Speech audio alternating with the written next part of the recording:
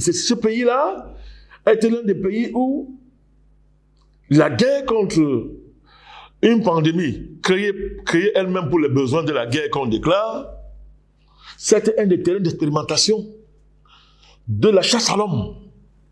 Chasse à l'homme à travers un virus artificiel créé en laboratoire pour effectivement tuer le jeune président. Le jeune président a tellement tué en disant qu'il vaccinait le jeune président qu'aujourd'hui, toute donnée sur le Covid en France est placée secret défense. On l'a passé. Alors qu'ailleurs, on est en train d'ouvrir. On ouvre partout. La vérité maintenant dehors. Mais lui, il bloque. Voilà, parce que c'est grave, Jocelyn Gosse. C'est grave. Et des Français ont salué ça. C'est un pays qui a chassé les infirmières du travail. Des milliers d'infirmières ont perdu leur emploi parce qu'on a refusé d'exercer la liberté de vacciner. Les faits leur ont donné les raisons aujourd'hui. On refuse de les intégrer encore. Et les données qu'elles peuvent mobiliser là, interdiction de sortir les données, que pourquoi les gens meurent, les effets secondaires, etc. Tout ça. Et ce monsieur a été élu pour un deuxième mandat. Je suis en train de vous parler, c'est-à-dire que quelqu'un massacre les Français comme ça à travers une fausse pandémie. Il est réélu pour un deuxième mandat.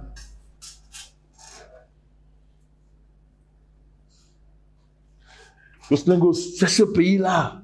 Nous parlons des traits. Jocelyn Gosse, les traits. Oui. Quelqu'un dans ce pays-là. Un policier assassiné un enfant de 17 ans. On cotise. Les hommes politiques lancent une cotisation pour dire qu'il faut soutenir le policier. Et la cagnotte du policier est au-dessus de la cagnotte de la victime. De la victime. Oui. Vous savez pourquoi? Il n'est pas français de souche.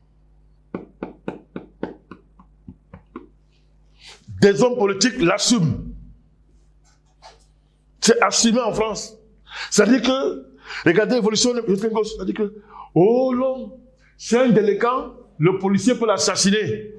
C'est un délinquant, le policier peut l'assassiner. Surtout, c'est un délinquant d'origine maghrébine ou noire. Alors, le policier peut l'assassiner. Oui.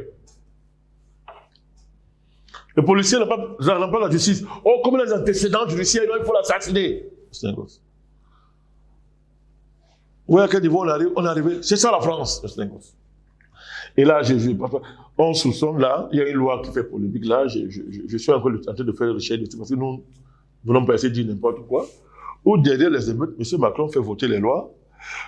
Directement pendant que ça brûle, le gars Vulcain en silence lui prépare, il avait le projet de loi tout prêt. Toute prête.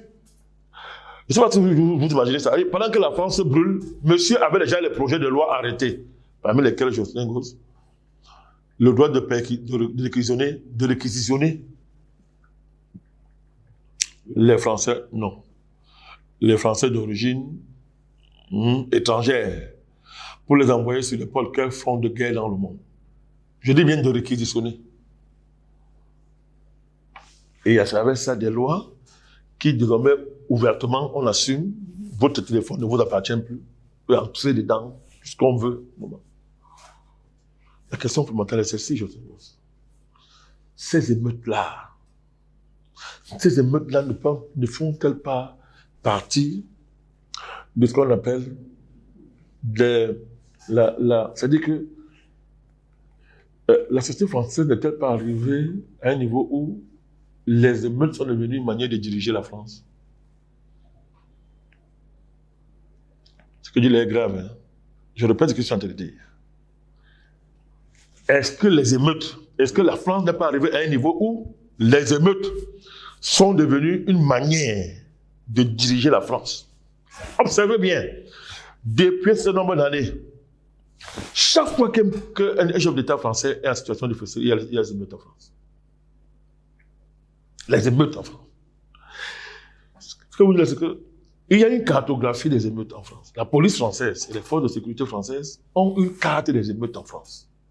Je veux dire qu'il y a un ensemble de données suffisamment, c'est-à-dire accumulées en France depuis les années 70 concernant les émeutes. Ça veut dire que les émeutes sont prévisibles. Écoutez-moi bien. Ça veut dire qu'à partir de la gestion des données, on peut prévoir les émeutes, comme on prévoit, par exemple, que, écoutez, demain il peut pleuvoir, même si on n'est pas sûr à 100%, mais il y aura de la pluie à partir des études météorologiques. On veut dire que demain, ne sortez pas, la météo annonce qu'il y a une météo des émeutes en France, que la police, les forces de sécurité tiennent. C'est-à-dire qu'on peut prévoir qu'il y aura une émeute. De là, à susciter les émeutes quand on veut. Y a-t-il un pas qu'on n'a pas franchi? Oui, moi j'ai dit qu'on a franchi le pas. Actuellement, on parle d'une filière ukrainienne dans ces émeutes-là. Oui. Il y a filière ukrainienne qu'on allait acheter, à qui on donne l'argent pour venir brûler. La filière ukrainienne.